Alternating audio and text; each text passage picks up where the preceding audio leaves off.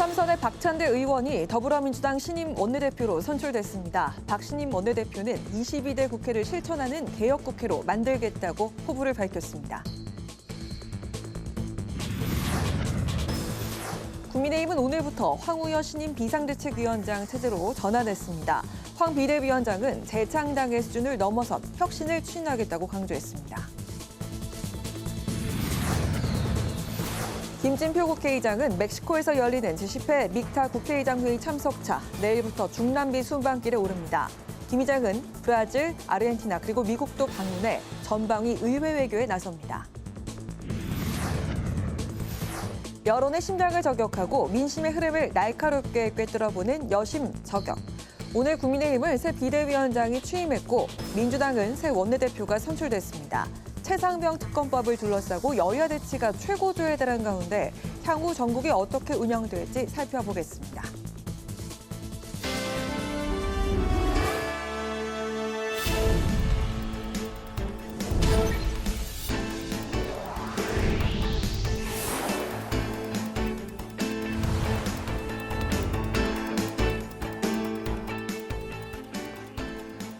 여러분 안녕하십니까? 5월 3일 금요일 국회 라이브 6 시작하겠습니다. 더불어민주당이 오늘 당선인 회의를 열고 박찬대 의원을 새로운 원내대표로 선출했습니다. 박 신임 원내대표는 개혁과 행동을 강조하며 국민이 부여한 임무를 완수하겠다고 다짐했습니다. 박 신임 원내대표는 대통령의 거부권으로 21대 국회에서 불발된 법안들을 언급하며 우선순위에 두고 성과와 실적으로 화답해야 한다고 강조했습니다. 이승지 기자가 취재했습니다. 더불어민주당이 오늘 22대 국회 신임 원내대표로 친명계 3선인 박찬대 의원을 선출했습니다. 당선인 171명 전원이 참석한 가운데 투표가 진행됐고 과반수 득표로 박찬대 의원이 원내대표로 확정됐습니다. 득표수는 공개하지 않았습니다. 박 신임 원내대표는 실천하는 개혁국회와 행동하는 민주당을 만들겠다고 포부를 밝혔습니다.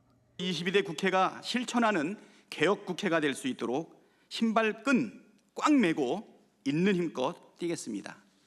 민주당이 더 단단해지고 더 강해질 수 있도록 시간을 쪼개며 일하겠습니다. 실천하는 개혁국회, 행동하는 민주당. 박 신임 원내대표는 원내 수석부대표에 박성준 의원을, 정책수석부대표에는 김용민 의원을 임명했습니다. 박 신임 원내대표는 법사위와 운영위는 반드시 민주당이 확보하겠다고 말했습니다.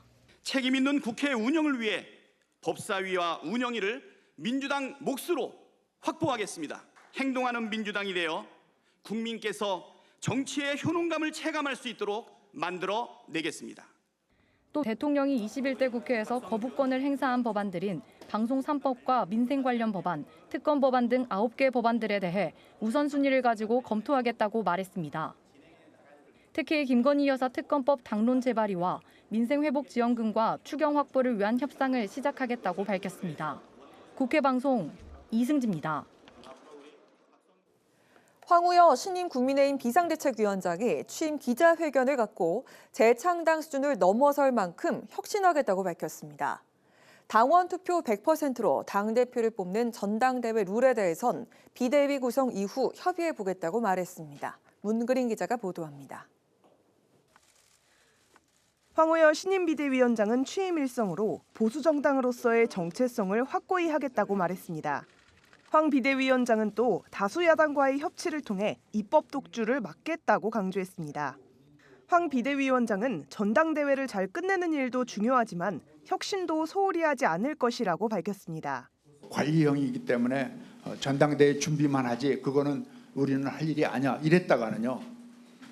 당이 정말 국민의 아주 큰 질책을 받게 될 거예요. 우리 당의 의견을 모아서 혁신할 거 있으면은 제가 표현을 재창당을 뛰어넘는 철저한 혁신을 시작하겠다라고 말씀드린 겁니다.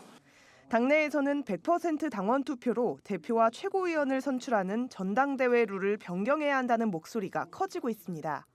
특히 국민의힘 3040 모임인 천목회는 전당대회 득표 순대로 당대표와 최고위원을 맡는 집단 지도체제로 개정해야 한다고 요청했습니다. 황 비대위원장은 여러 요청들에 대해 비대위가 모두 구성된 이후 다양한 입장을 청취하겠다고 말을 아꼈습니다. 하루아침에 이루어진 게 아니라 많은 논의를 거쳐서 또 실질적인 실제의 경험을 통해서 이렇게 이루어진 것이거든요. 위원장으로서는 협의체의 위원회의 이론에 불과하고 아직 구성도 안 되고 그렇기 때문에 제가 미리 말씀드리는 것은 부적절하고 또 오해를 날 수 있기 때문에. 한편 국민의힘 원내대표 선거까지 엿새가량 남은 가운데 4선의 이종배 국민의힘 의원이 송석준 의원에 이어 두 번째로 공식 출마를 선언했습니다. 국회 방송 문그린입니다. 지난 2008년 개편이 단행된 이후 또 고갈 위기에 처한 국민연금. 17년 동안 수차례 개혁을 시도했지만 결실을 보지 못했는데요. 최근 공론화위원회가 시민대표단의 의견을 수렴해 연금 개혁안을 발표했지만 여야 반응은 엇갈리고 있습니다. 김지수 기자입니다. 연금 개혁 등 대한민국과 우리 미래 세대를 위한 민생 법안을 여야가 협의해서 반드시 21대 국회 임기 내에 마무리해 주시기를 간곡히 당부드립니다. 21대 국회 내에 연금 개혁 법안을 통과시켜야 한다고 다시 한번 강조한 김진표 국회의장. 지난 1988년 도입된 국민연금은 재정 이슈가 부각되면서 그동안 몇 차례의 개혁을 거쳐왔습니다. 도입될 당시 소득 대체율을 70%로 설정했는데 보험료율은 3%에 불과했습니다. 1998년에는 소득 대체율을 60%로 낮추고 보험료율을 지금과 같은 9%로 설정합니다. 2008년에는 보험료율은 그대로, 소득 대체율은 50%까지 낮춘 가운데 매년 0.5%포인트씩 낮춰 2028년까지 소득 대체율 40%를 맞추도록 설정했습니다. 하지만 이런 노력에도 불구하고 기금 고갈 문제가 계속되면서 국회 연금개혁특위가 더 내고 더 받는 개혁안을 발표했습니다. 보험료율을 13%로 올리고 소득 대체율도 50%로 올리는 안인데 고갈 시점이 제대로 고려됐는지 미래 세대에 지나친 부담이 되는 건 아닌지 이견이 표출됐습니다. 기금 고갈 시점을 사실은 별로 논의하지 않은 것 같아요. 그냥 논외로 두고 소득 안정만 바라면은 그걸 반대할 당사자는 저는 없을 것 같거든요. 세대 간의 갈등을 만들어내는 건 아니다. 그런 의미에서 연금이 고갈될 때 국가가 지급을 보장하는 그런 사전적 논의가 필요하다. 민주당은 국민의 뜻을 존중해야 한다는 반면 국민의힘에서는 미래 세대를 위한 신연금을 만들어 구연금과 분리하자는 안도 제시했습니다. 저는 이 중 KDI가 제안한 신연금 분리신설안을 연금개혁특위에서 논의해 주실 것을 요청드리고자 합니다. 이번 공론화위원회 활동은 우리가 존중하는 자세에서부터 출발해야 된다는 게 제 의견입니다. 21대 국회가 27일 남은 상황, 입법이 마무리되지 않으면 22대 국회에서 처음부터 다시 논의해야 합니다. 국회방송 김지수입니다.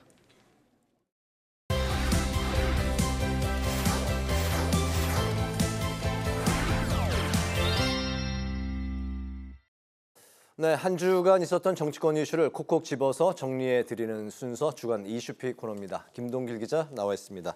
김 기자 어서 오십시오. 안녕하세요. 네, 바로 첫 번째 이슈픽 살펴볼까요? 720일 135분 첫 회담, 영수회담 얘기군요.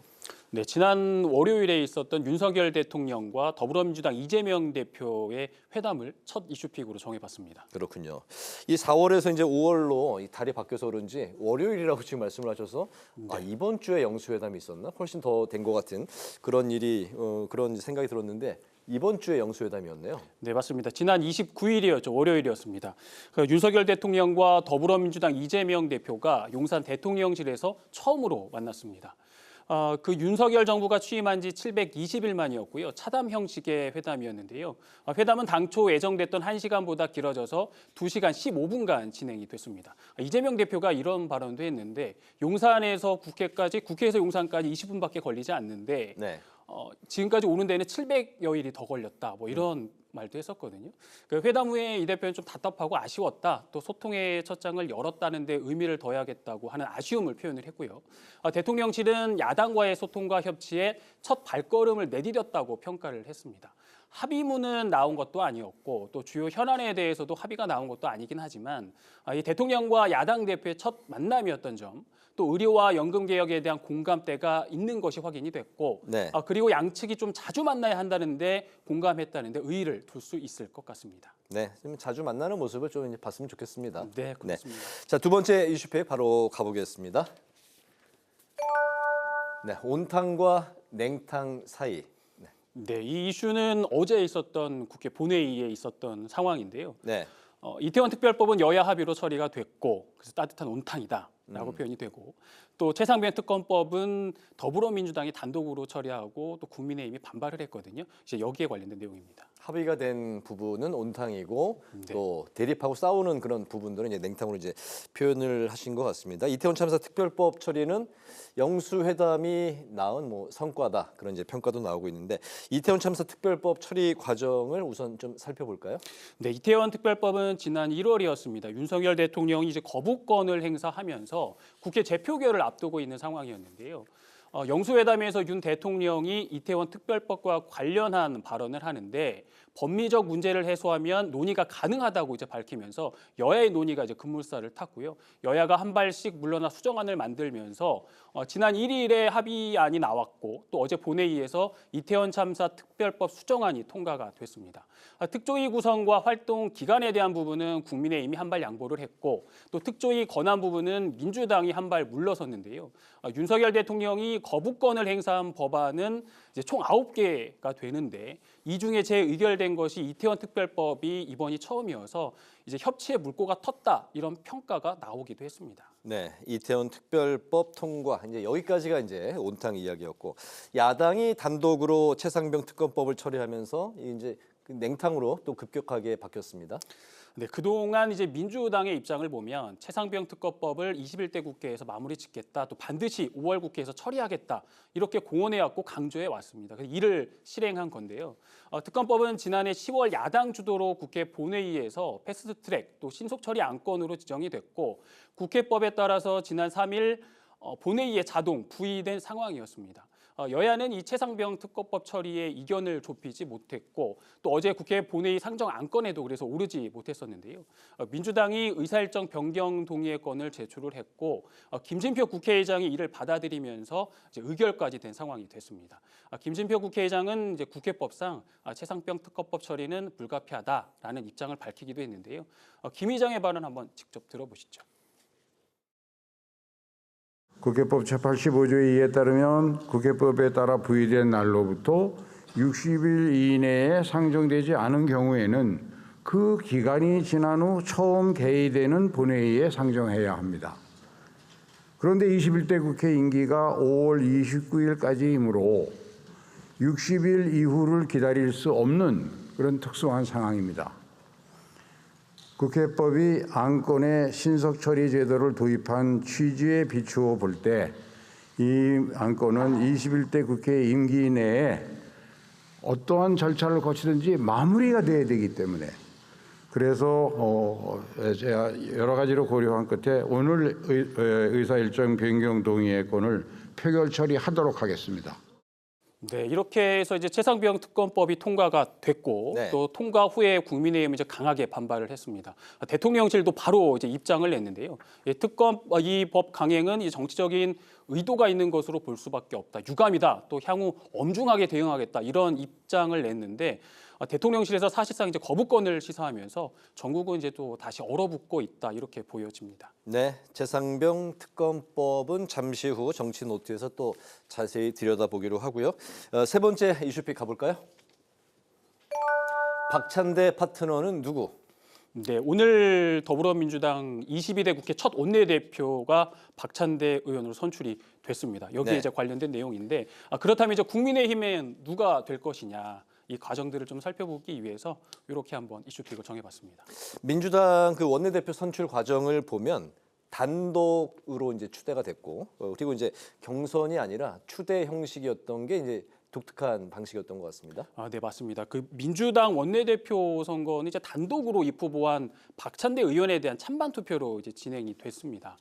박 의원이 총선 이후에 원내대표 출마를 공식화했는데 그러면서 출마를 고려했던 다른 의원들이 줄이어서 이제 출마를 포기하는 상황이 됐고요. 그러면서 박 의원이 유일한 후보자가 된 건데 박 의원이 이렇게 단독 출마 상황이 된 건 이재명 대표의 마음, 즉 이심이 실렸기 때문이라는 해석이 이제 만연했습니다. 그럼 이제 박찬대 의원을 상대한 국민의힘의 협상 파트너는 누가 될 것이냐? 이제 국민의힘은 당초 민주당과 같이 오늘 원내대표를 선출할 예정이었는데요. 원내대표 선거를 9일로 연기를 했습니다. 21대 국회 마무리와 또 22대 국회 시작을 앞둔 이 시점에 여야가 원내 지도부 교체 시기를 좀 같이 맞추려는 계획도 있었고요. 또 오늘 황우여 비대위원장이 취임을 해서 여당 지도부 개편까지 마무리 짓고 좀 새 출발하려는 이런 부분이 있었는데 이런 계획들이 좀 틀어진 부분이 됐습니다. 네, 국민의힘이 원내대표 선거를 왜 연기한 건가요?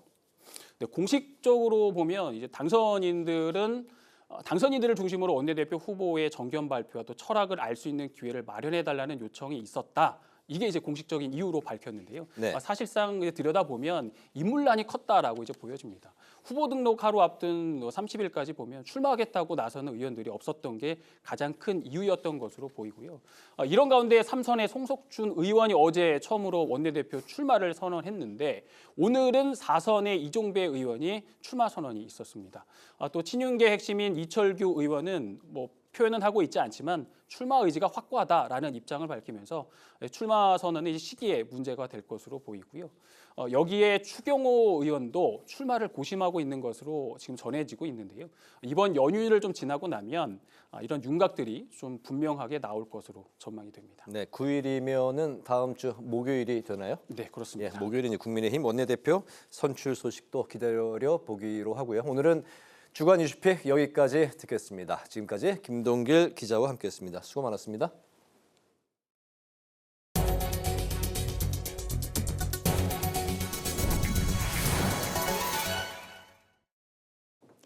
김진표 국회의장이 내일 10박 15일간의 중남미 순발길에 오릅니다. 김 의장은 멕시코에서 믹타 국회의장 회의에 참석해 차기 의장국의 지위를 넘겨받고 글로벌 평화를 위한 의회 강화를 주제로 연설할 계획입니다.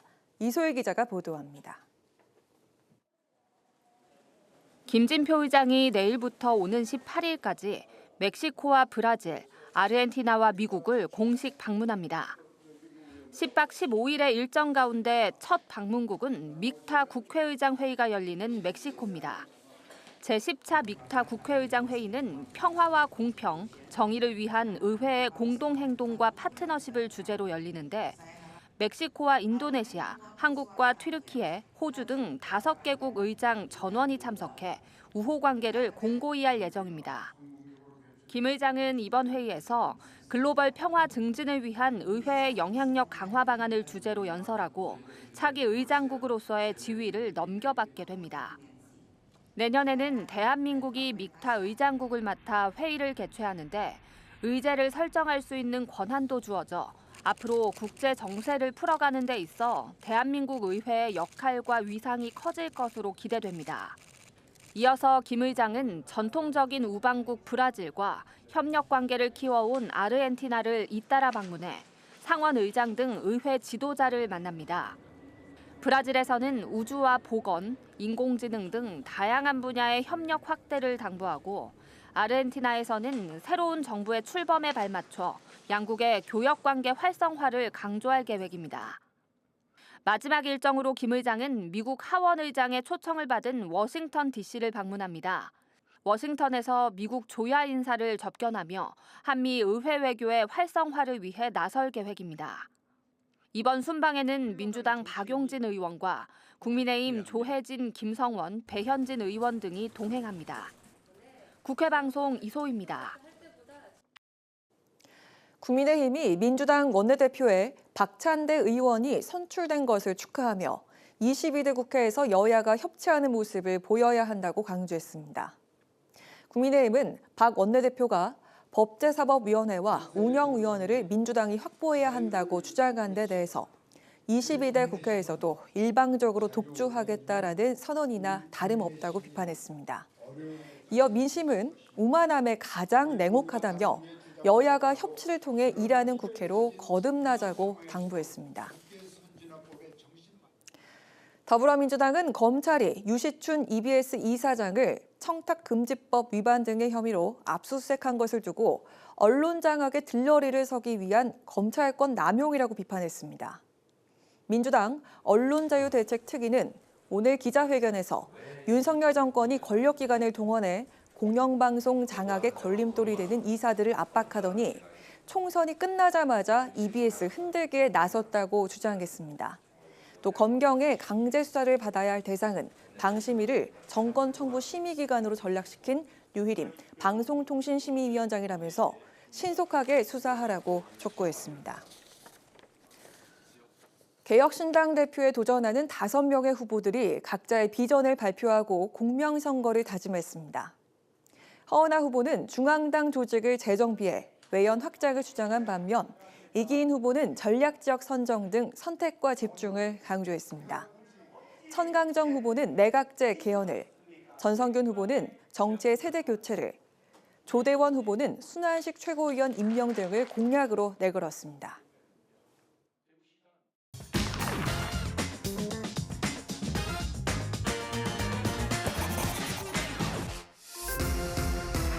신동진의 정치노트, 오늘의 키워드는 성역 없는 수사 대 입법 폭주입니다.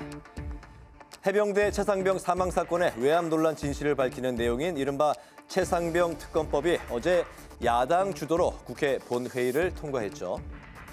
지난해 10월 본회의 패스트트랙으로 지정된 후에 180일간 숙려 기간을 거쳐 약 7개월 만에 통과가 된 건데요. 여야가 팽팽히 맞서며 본회의에 안건에 올리지는 못했지만 민주당이 낸 의사일정 변경 동의안을 김진표 국회의장이 받아들이면서 성사됐습니다. 신속 처리 안건으로 지정되어 지난 4월 3일부터는 국회법의 규정에 따라 본회의에 부의된 것입니다. 그런데 21대 국회 임기가 5월 29일까지이므로 60일 이후를 기다릴 수 없는 그런 특수한 상황입니다. 민주당과 짬짬이가 돼서 이렇게 입법 폭주를 한 것은 정말 개탄스럽고 또 국민들과 함께 비난하지 않을 수 없습니다. 국민의힘 의원들은 야당의 의사일정 변경과 단독 강행 처리에 항의하며 퇴장했고 김웅 의원만이 남아서 찬성표를 던졌죠. 재석 의원 168명 전원 찬성으로 가결 수순을 밟게 됐습니다. 퇴장한 국민의힘 의원들과 달리 민주당은 총선 민심을 받아든 것이라고 강조했는데요. 최상병 특검법은 지난해 9월 7일 박주민 의원이 대표 발의한 법안이죠.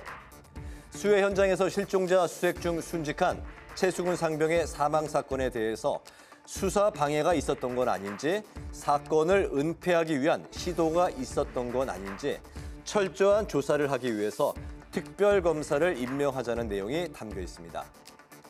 특별검사의 임명 절차는 이렇습니다. 법안 통과 이후 국회의장은 3일 이내에 대통령에게 특별검사를 임명할 것을 요청하는데요. 국회의장의 요청서를 받은 대통령은 또 3일 이내에 특별검사에 임명할 후보자를 추천해달라며 국회에 의뢰하게 됩니다. 야당이 후보자를 추천하게 되면 대통령은 특별검사를 임명하게 되는데요. 이렇게 특별검사가 임명이 되면 특별검사는 임명된 날부터 20일간 직무 수행에 필요한 준비를 할 수 있게 됩니다. 준비 기간을 거친 후에 다음 날부터 70일 이내에 수사를 완료하고 공소제기 여부를 결정해야 하는 거죠. 국민의힘은 고위공직자범죄수사처의 수사가 진행 중인데도 특검을 도입하자는 건 국정 발목 잡기이자 정치 공세라며 거부권 건의를 하겠다는 입장을 밝혔는데요. 민주당은 윤 대통령이 거부권을 행사하지 못할 것이라며 총선 민심을 외면하지 말라고 목소리를 높였습니다. 대통령실도 거부권 행사를 시사하며 강력 반발하고 있는 상황인데요.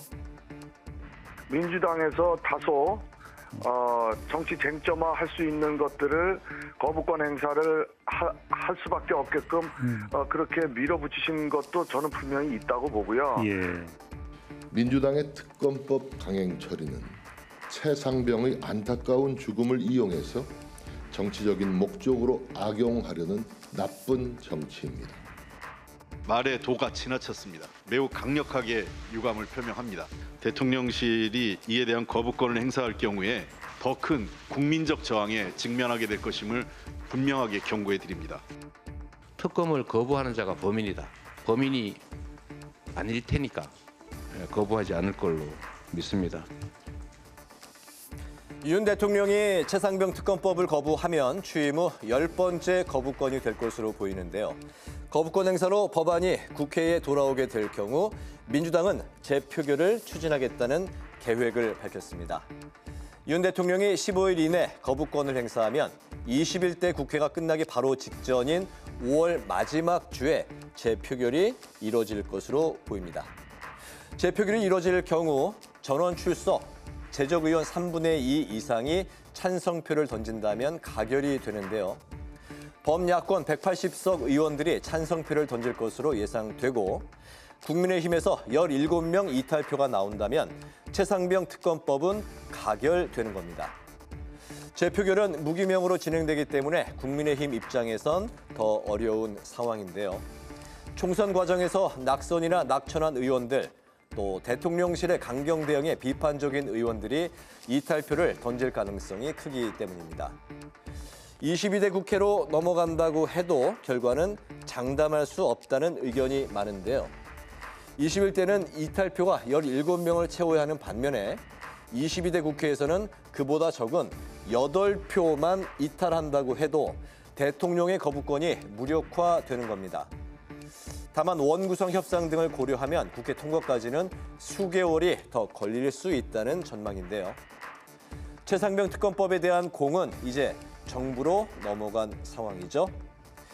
대통령의 10번째 제2요구권이 발생하게 될지 또 대통령의 거부권 행사에도 불구하고 국회가 무력화를 시킬 수 있을지 최상병 특검법에 달린 여러 가능성에 정치권의 이목이 집중되고 있습니다. 지금까지 신동진의 정치 노트였습니다.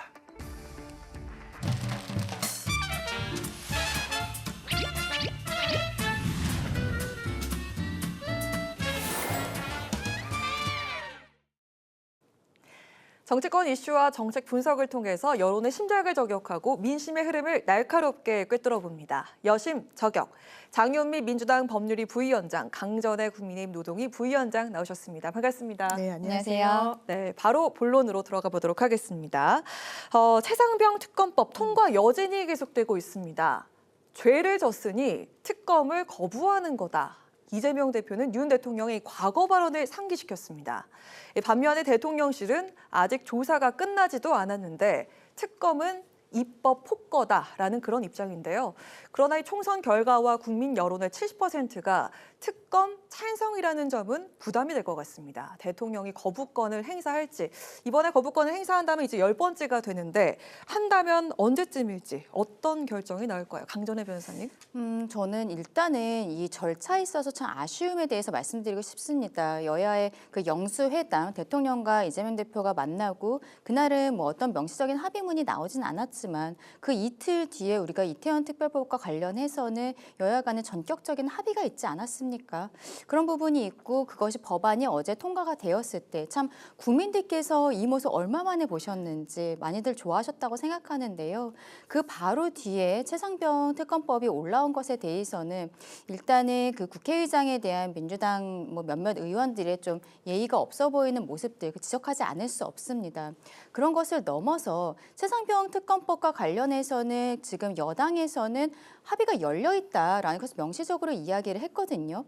현재로서는 공수처에서 수사 중인 사안이고 공수처의 수사가 미진하다라고 생각을 한다면 거기에 대한 어떠한 시기적인 이야기들이든지 그리고 독소조항 같은 것의 경우에도 어떤 합의가 가능하다라는 부분에 있어서 이항수 수석이 분명히 명시적으로 이야기를 했는데 그럼에도 불구하고 지금 민주당에서 어제 단독으로 의결을 해버린 것이죠. 물론 국민의힘에서 김웅 의원이 함께하기는 했습니다만 대부분 이제 민주당 의원들이고 국민의힘 의원들은 아예 퇴장을 한 상태였습니다. 이러한 모습들이 저는 국민들께 다시 한번 정치 혐오감을 불러일으킬 수 있다. 이런 생각이 정말 강하게 드는 부분이고 그럼에도 불구하고 지금 왜 하필이면 민주당이 21대 국회에서 이것을 처리하겠다고 이렇게 강하게 나오고 있을까? 지금 상황에 있어서는 이게 최상병의 사망 사고는 작년 여름 홍수 때 있었던 일이지 않습니까? 그런 상황이고 7월 정도가 되면 통화 기록이 사라진다. 민주당 민주당에서는 그러한 얘기들을 하고 있는데요. 어느 정도 합의가 진행이 되고 합의가 되지 않았을 때 22대 국회에서도 충분히 처리를 할 수 있는 부분이에요. 그런데 저는 여기에 대해 대통령의 제2요구권을 예상을 하면서 제2요구권이 15일 안에 이제 들어올 수가 있는 거니까 5월 29일까지 있는 21대 국회에서 처리를 하기 위해 어저께 통과를 시킨 것인데 이것은 정말로 정치적인 부분이고 22대 국회가 시작을 하면 조국혁신당이 들어오지 않습니까? 조국혁신당이 함께 들어와 있을 때는 어떠한 선명성 경쟁이 있기 때문에 민주당이 일부러 22대에서 처리를 하기 위해서 합의할 수 있다, 열려 있다라고 하는 국민의힘의 의사를 무시를 하고 단독으로 처리를 했다. 그렇게 생각을 합니다. 지금 그 여권에서는 잘못됐다. 지금 이 특검 강행에 있어서는 잘못됐다라는 그런 제스처를 취하면서 지금 거부권 가능성이 상당히 높아 보이는데 어떻게 결정이 날까요? 대통령실 입장이 나왔죠. 안타까운 죽음을 이용하는 나쁜 정치라고 이야기했습니다. 대단히 부적절하다고 생각합니다. 최상병의 죽음이 그 뒤에 어떤 외압이 있길래 실체 접근이 제동이 걸리고 있는지를 묻고 있는 겁니다. 국민들이 묻고 있는 거예요. 총선 대패 이후에 대통령께서 열린 자세 여러 차례 보여주셔서 이게 어떤 태도의 변화도 요구했지만 결과적으로 그 내용의 변화를 국민들이 원하는 거 아니겠습니까? 근데 최상병 특검법이 저는 하나의 바로미터라고 생각합니다. 그런데 거부권 행사하실 것을 강력하게 시사했죠. 이 부분 대단히 의혹이 많습니다. 왜냐하면 박정훈 대령이 8명을 이 과실치사 혐의자로 입건을 했어요. 이거는 군에서 왜냐하면 경찰에 수사권이 있다고 하더라도 경찰이 군의 내부 사정을 잘 모릅니다. 그래서 수사단에서 이 초동 수사를 하고 이첩을 하게 돼 있어요. 네. 그런데 그걸 2명으로 줄이라고 국방부에서 합니다. 그리고 그 과정 중에 이른바 VIP의 경로가 있었다는 이야기를 사령관으로부터 들었다고 해요. 여기에 VIP는 대통령을 지칭하는 겁니다. 그러면서 경찰로 넘겼던 수사 기록을 국방부가 회수하고 그 과정에 대통령 공직기강 비서관이 국방부 법무관리관과 통화를 합니다. 그 내역이 확보가 돼 있어요. 수사기관에. 이걸 어떻게 해석해야 됩니까? 그렇다면 장관이 결재까지 한 부분이 번복되는 데 있어서 어디선까지 개입할 것인가? 아마 대통령실은 이 부분 합의 못할 겁니다. 국민의힘 끝까지 실체 파악하는데 제동을 걸면 걸었지 협조하기 쉽지 않을 거예요. 왜냐하면 이 수사 자체는 대통령과 대통령실을 겨냥하는 부분이 있습니다. 대통령 수사 치해법권 아닙니다. 수사의 성역 아니에요. 네. 한 해병이 군복무를 하다 사망했습니다. 보수 정권이라면 오히려 실체를 정확히 드러내는 게 맞겠죠. 그런데 그래 보이지 않는다고 국민들 67%가 찬성하고 있는 법안 아니겠습니까? 그런데 이걸 또 거부권을 행사한다? 저는 이 부분은 총선의 민의를 겸허하게 수용하는 것도 아닐 뿐더러 오히려 역풍을 자초할 수 있다고 생각합니다. 네, 거부권을 행사한다면 언제쯤 하게 될까요? 저는 여기에 대해서 지금 장 변호사님 말씀하신 내용 중에서 네. 대통령이 수사 성역이 아니다 말씀하신 부분 굉장히 공감을 합니다. 네. 그렇기 때문에 사실은 민주당 주도로 공수처가 생긴 것 아니겠습니까? 지금 사실 민주당의 태도도 저는 좀 앞뒤가 맞지 않는다고 생각하는데요. 민주당 주도로 공수처가 만들어졌는데. 예, 근데 네. 지금 민주당에서 공수처를 만들었던 이유 자체가 검찰을 믿기가 어렵다라고 하면서 공수처를 만들었는데 이제는 공수처도 믿기가 어려우니까 공수처 왜 이렇게 지지부진하냐? 공수처 수사하는 거 믿지 못하겠다. 지금 7월에 있었던 통화 내역도 공수처에서 지금 확보 안 했을 것이라는 전제하에 7월 되면 다 사라진다라고 이야기하고 있는 거 아닙니까? 공수처의 수사 상황 자체에 대해 민주당이 믿고 있지 않은 부분, 여기에 대해 굉장히 아이러니하다라는 말씀 드리고 싶고요.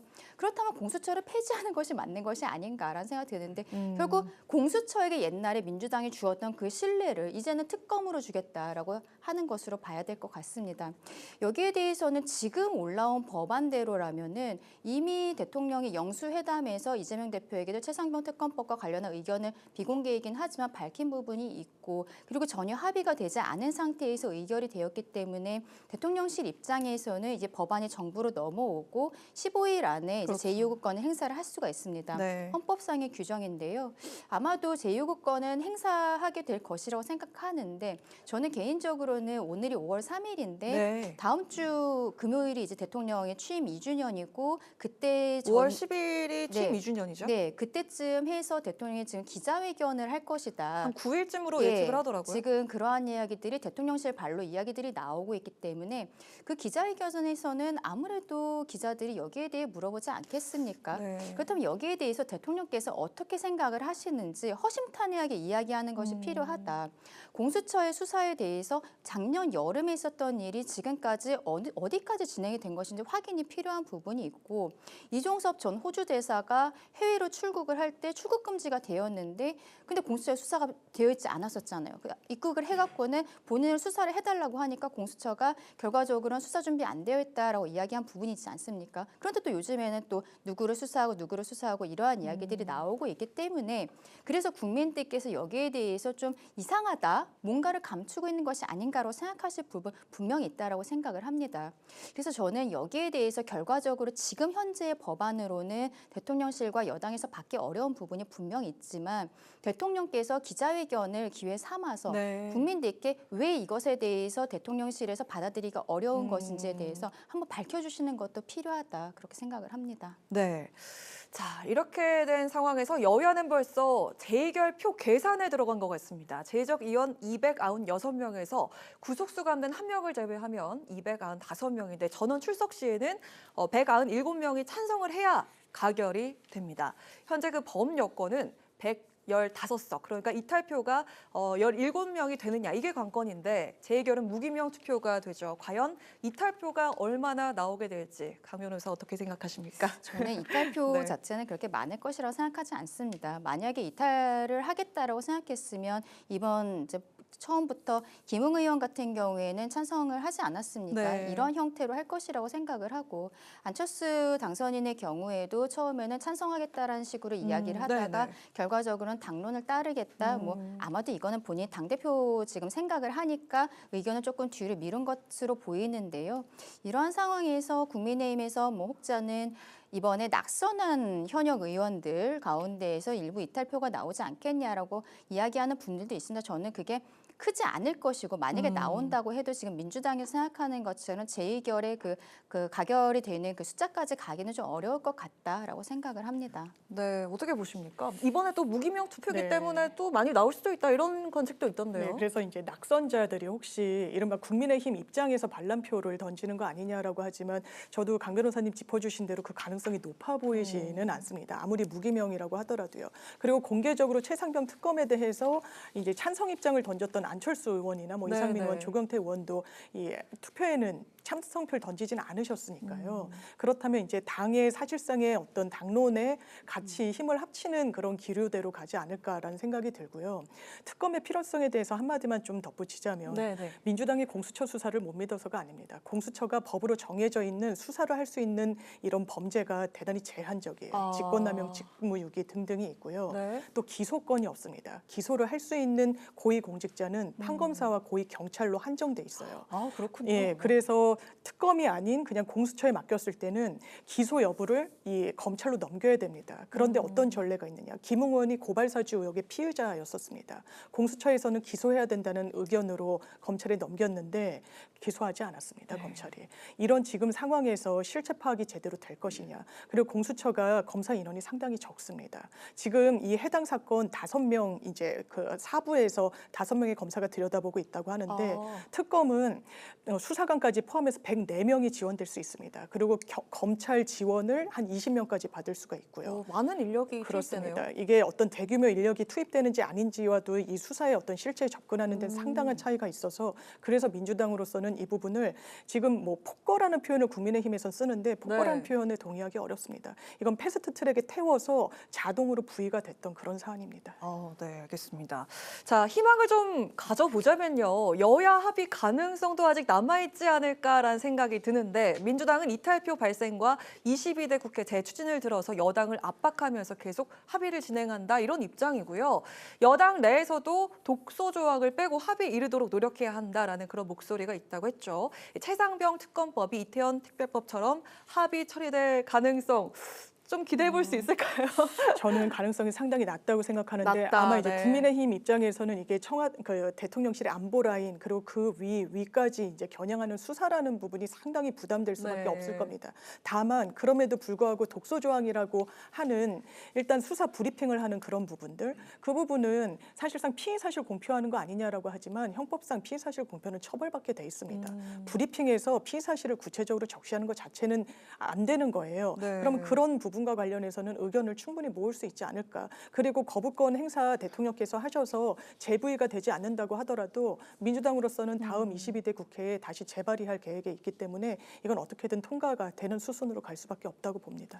합의 가능성 얼마나 보십니까? 저는 만약에 어제 이거를 민주당에서 단독으로 처리하지 않았다라면 합의 가능성이 오히려 있었을 것이다라고 생각을 하는데요. 앞서 말씀드린 것처럼 그럼에도 불구하고 합의에 대한 열려있다라는 국민의힘 이양수 수석의 이야기가 있었음에도 불구하고 민주당이 왜 지금 협치의 이 분위기 안에서 이 최상병 특검법을 단독으로 처리를 했느냐. 거기에 대해서 이것은 22대 국회로 넘어갔을 때 어떠한 이제 조국 혁신당이 거기서 이제 한동훈 특검법을 또 내겠다라고 네. 하고 있지 않습니까? 이런 선명성 경쟁이 있어서 먼저 선점을 하기 위한 이건 정치적인 공세다. 그렇게 생각을 할 수밖에 없다 생각하고요.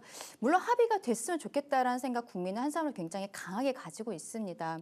근데 그럼에도 불구하고 지금 민주당에서는 어떠한 힘겨루기 형태로 이게 나가고 있다고 저는 생각을 해서 굉장히 안타깝게 생각하고 또 앞서 말씀드린 것처럼 다음 주에 대통령이 기자회견에서 이 이슈를 얘기를 안 할 수가 없거든요. 여기에 대해 기자회견을 한다면 지난번처럼 특정 언론사와의 간담회가 아니라 기자회견이 된다면 여기에 대한 부분 분명히 질문이 나올 것입니다.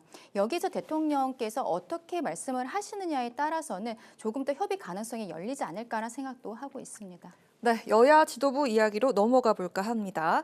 민주당의 새로운 원내 사령탑이 박찬대 의원으로 결정이 됐습니다. 원내대표 선거 단독 출마는 민주당 역사에서 사실상 처음 있는 일입니다. 박찬대 새 원내대표, 특히 초기 4개월이 중요하다 이렇게 강조를 했는데요. 자, 그런데 총선에서 압승을 했던 민주당 의외로 최근 지지율이 하락세를 보이고 있습니다.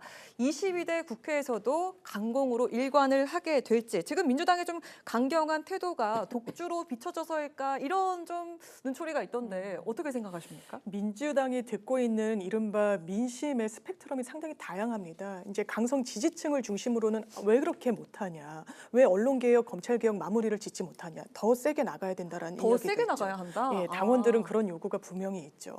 그런데 당원만 보고 정치하는 건 아니지 않겠습니까? 중도층들은 항상 이런 이야기 하십니다. 왜 협치하지 않느냐, 왜 계속 싸우느냐. 이런 양쪽의 목소리를 어느 정도 다 수용을 해야 되겠죠. 그렇다면 정치는 어쨌든 중도층을 보고 하는 겁니다. 네. 민주당도 강경 일변도로만 갈 수는 없을 거예요. 작용이 있다면 거기에 따르는 반작용도 분명히 있는 겁니다. 다만 이제 지금 입법 폭주다라고 이야기하는 부분은 자동 부의된 양곡관리법 뭐 이런 부분인데요. 그런 부분은 사실 민생 법안인 측면이 있습니다. 대통령께서 거부하셨지만 사실 국회를 한번 통과했던 그런 법안들이었던 셈이에요. 간호사법 제정안도 마찬가지입니다. 대통령이 거부했지만 지금 아이러니하게도 이 의사들과의 어떤 그 갈등 구조 속에서 간호사분들한테 상당한 이 부담이 가고 있기 때문에 법적 근거가 있어야 되거든요. 근데 그 법적 근거가 없는 거예요. 왜 대통령이 거부권 행사하셨으니까요. 이걸 여당에서 지금 다시 재발의하겠다는 거 아닙니까? 네. 이게 좀 앞뒤가 맞지 않는 부분이 있습니다. 그렇다면 민주당이 중심을 잡고 빨리 처리해야 되는 법안은 처리해야 되겠죠. 양곡관리법, 간호사법 제정안 여러 현안들이 있는 부분이 있고 뭐 가맹사업자법 마찬가지인데 앞으로 22대 국회에도 민주당만으로 물론 175석을 갖고 있기 때문에 통과가 가능하겠지만 그래도 최소한 협의에 어떤 그런 부분에 노력을 기울이지 않고 강행 처리하는 거는 민주당으로서도 부담이 될 겁니다. 강하게 나갈 것이라고 좀 예상을 하는 데 있어서 그 이번에 원내대표가 된 이 박찬대 의원이 찐명이다 이런 네. 얘기가 있지 않습니까? 네, 그렇습니다. 그렇기 때문에 박찬대 의원이 원내대표 선거에 출마하겠다고 하니까 뭐 서영교 의원이라든지 몇몇 좀 출마 의사가 있었던 것으로 보이는 분들이 모두 불출마를 하지 않았습니까? 결과적으로 지금 이재명 대표 그 일극 체제로 가고 있다라고 그렇게 표현들을 하고 있는데요.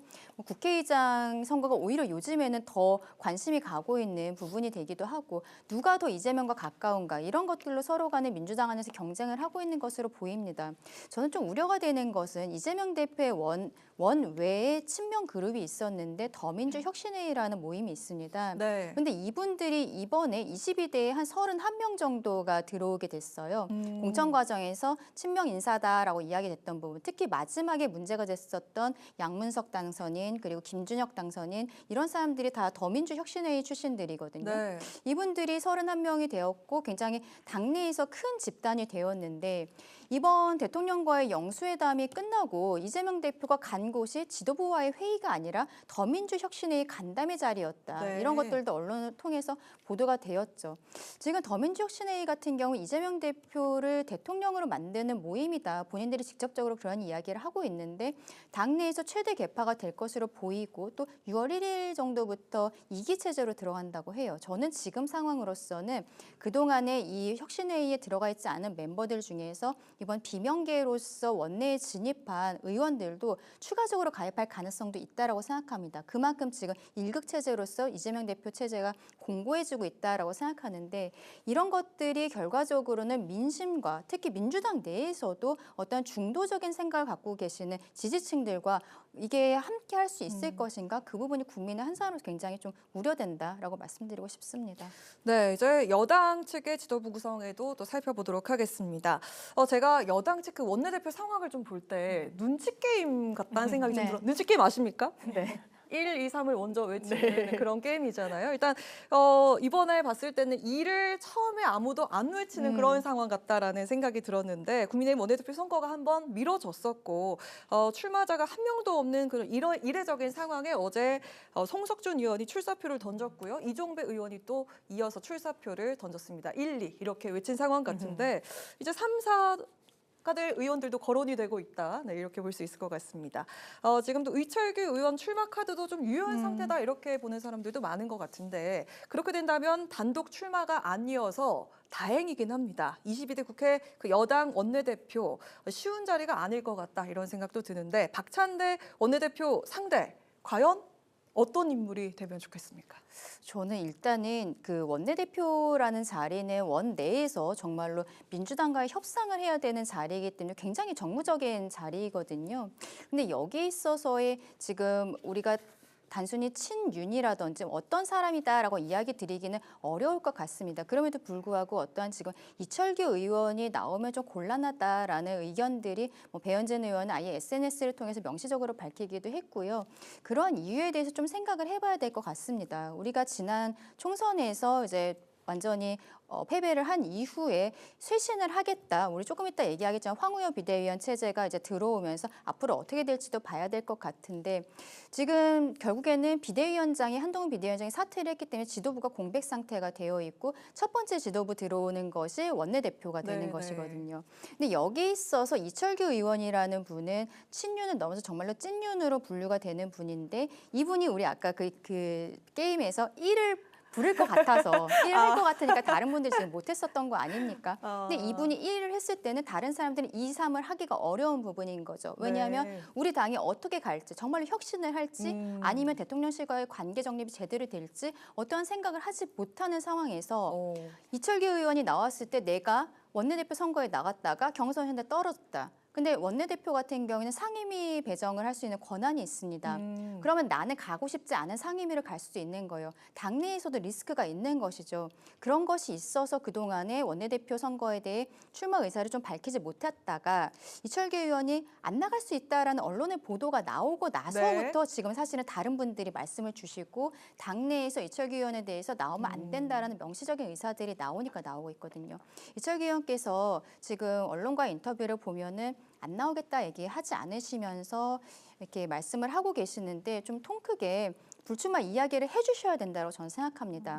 그렇게 해야 그 다음에 물꼬가 트이고 이 당의 지금 원내대표로서 원 내에서의 어떤 구성도 중요하지만 당의 앞날 우리가 혁신을 하고 나아가는 것에 있어서도 지금은 조금 뒤로 빠져주셨으면 좋겠다라고 하는 생각을 개인적으로 좀 갖고 있습니다. 네, 이런 해석 가능하겠군요. 민주당 측에서는 어떻게 보십니까? 이게 눈치 게임이라고 비유해 주셨잖아요. 이게 누구의 눈치 게임이냐? 이게 대통령 눈치 게임이라는 분석이 나옵니다. 대통령의 눈치를 보는 게임이다? 왜냐면요. 이게 여소야대 국면이라 아무리 여당이어도 원내 사령탑 역할이 녹록지 않을 거다. 사실 또 뭐 독이 든 선배를 받아드는 것과 진배 없다라고 하는데 지난 국회 때는 국민의힘이 더 크게 대패했어요. 그런데 대패한 직후에 원내대표 선거를 치러봤더니 많은 주자들이 출사표 던졌었습니다. 주호영, 권영세, 김태흠 여러 중진급 인사들이 출사표 던지고 원내 사령탑에 도전했는데 지금은 정반대입니다. 하나의 변수는 대통령실이에요. 왜냐하면 이철규 의원은 당내에서도 비토 목소리가 나오는 건 당의 사무총장, 당 살림을 사는 핵심 중에 핵심 요직입니다. 강서구청장 선거에서 대패하고 물러났죠. 한 달도 되지 않아서 20일도 되지 않아서 19일 만이죠. 그렇습니다. 인재영입 위원장으로 공관위원으로 총선에서 여러 역할을 했습니다. 그러니까 당내에서도 무슨 낯으로 다시 들어오냐. 그리고 상 받을 사람 아니다. 벌 받을 사람이다. 이런 이야기가 나오는 거예요. 그런데 본인은 출마를 사실 강행할 의지를 나타내고 있죠. 당내 비토 목소리를 듣고 있음에도 불구하고 내 출마 반대하는 사람은 내 부인밖에 없다. 이렇게 이야기하고 있습니다. 그럼 출마했을 때 대항마로 나오는 사람들, 사실 출마를 주저했던 사람들, 내가 나가더라도 들러리만 서는 게 아닌가라고 생각했던 그런 의원들이 과연 선택받을 수 있을 것인가? 이른바 윤심이 직접 가닿는 거 아니다. 대통령실에서는 나는 거기에 관여하지 않는다라고 대통령께서 말씀하셨다는 보도도 있었지만 그걸 있는 그대로 다 지금의 국민의힘이 수용할 것인가가 문제인 겁니다. 저도 강 변호사님 말씀대로 이철규 의원은 상당히 부적절하다고 당내에서 평가하는 게 상당히 이해가 됩니다. 그럼에도 불구하고 가장 유력한 카드가 아닌가. 본인의 의지를 접지 않는 한 이런 생각이 듭니다. 네, 이제 마지막 질문은 좀 짧게 한 1분 내외로 들어볼까 하는데요. 오늘 그 황우여 비대위가 공식 출범을 했습니다.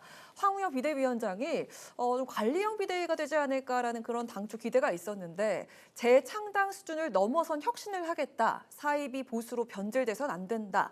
당의 정체성을 재정립하겠다. 이렇게 강조를 했습니다. 뭐 진짜 보수 정당이 되겠다 이런 얘기인 것 같습니다. 두 분께 여쭙겠습니다. 우리 사회에 필요한 정말 진정한 건강한 보수의 가치는 무엇이라고 생각을 하시는지, 지금 국민의힘에 필요한 혁신은 무엇인지 먼저 강 변호사님께 여쭙겠습니다. 저는 지금 국민의힘 그리고 대통령실을 합쳐서 가장 필요한 것은 국민과의 소통, 국민들의 목소리를 경청하는 것이라고 생각합니다. 이번 총선에서도 결과적으로 대패를 하게 된 부분은 국민들께서 하시는 목소리를 그동안 제대로 듣지 못했다. 여러 차례 어떠한 이슈가 있을 때마다 여론조사들이 나옵니다. 대통령실의 이러한 입장에 대해서 어떻게 생각하십니까? 그랬을 때 거기에 대해 부정적인 의견들, 그리고 어떻게 했으면 좋겠습니까? 라고 했을 때 나오는 답변들에 단 하나도 맞춰간 적이 없었습니다. 물론 여론에 따라서 꼭 정치를 해야 되는 것은 아니지만 그렇다면 거기에 따르지 못했던 이유, 왜 국민들께서 하시는 말씀과 다른 방향으로 갔는지 거기에 대해 국민들께 말씀을 드리고 설득을 했었어야 되거든요. 그게 저는 정치라고 생각을 합니다. 그런데 지금 윤석열 정부가 들어오고 2년 동안에 국민의힘에서 보여줬던 부분, 그리고 대통령실에서 보여줬던 부분이 거기에 굉장히 좀 못 미치지 않았나. 그래서 저는 보수라는 것이 뭐 따뜻한 보수, 뭐 경제를 살리는 보수 이런 것도 있지만 지금 국민의힘의 입장에서는 국민들의 목소리에 귀 기울이는 그 모습이 가장 보수다운 모습이다 말씀드리고 싶습니다. 경청하고 소통하는 모습이 필요하다. 진정한 보수라면 국가를 위해 헌신한 분들을 존중하고 예우하는 겁니다. 홍범도 장군 무슨 흉상을 철거하고 이런 건 보수의 정신이 아니에요. 완전 오히려 반대라고 하겠죠. 최상병 문제 마찬가지입니다. 군복무를 하다가 희생됐습니다. 그러면 최소한 누구를 처벌할 것인지 대통령실에서는 관여하면 안 된다는 겁니다. 관여했다는 의혹이 있으면 설명해내야 된다는 겁니다. 이 보수 가치를 정말 중심에 새긴다면 대통령께서 최상병 특검 받으셔야 될 겁니다. 네, 자 오늘은 여기까지 들어보도록 하겠습니다. 지금까지 장윤미 민주당 법률위 부위원장, 강전의 국민의힘 노동위 부위원장과 함께한 여심저격 시간이었습니다. 두 분 오늘도 고맙습니다. 감사합니다. 네. 오늘 국회 라이브 6 여기까지입니다. 시청해주신 여러분 고맙습니다. 편안한 주말 보내십시오.